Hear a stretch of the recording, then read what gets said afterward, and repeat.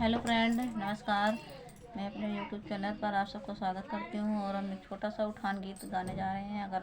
आप सबको पसंद आए तो वीडियो को लाइक करना, शेयर करना और हमारे चैनल को सब्सक्राइब करना, कमेंट में बताना जरूर हमारा वीडियो कैसा लगा आप सबको। मांगई मांगई ननद रानी कंगना,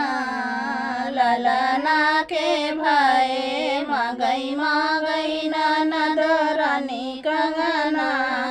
ललना के भाई ठारे पे ठाड़े उनकर ससुर समझाई, द्वारे पे ठाड़े उनकर ससुर समझाई, दैदा बहुआ रानी कंगना,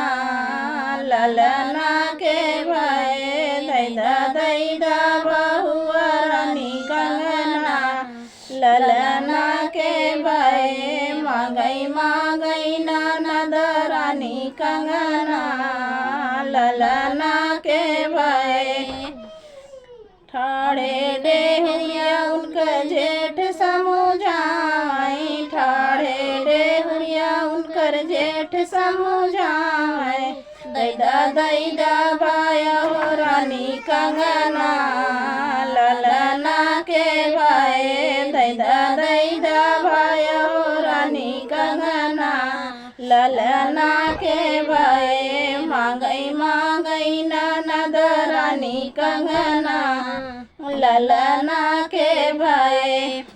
ठाड़े आंगन में देवर समझाई, ठाड़े आंगन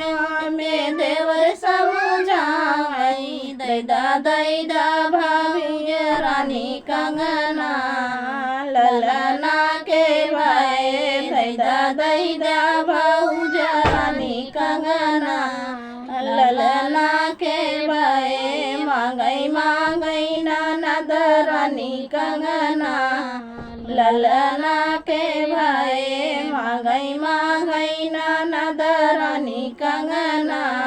ललना के भाई बैठी पलंगिया पे पिया समझाई, बैठी पलंगिया पे पिया समझाई, दैदा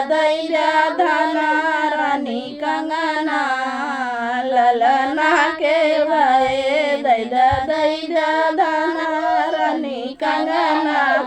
ललना के भाई मांगई मांगई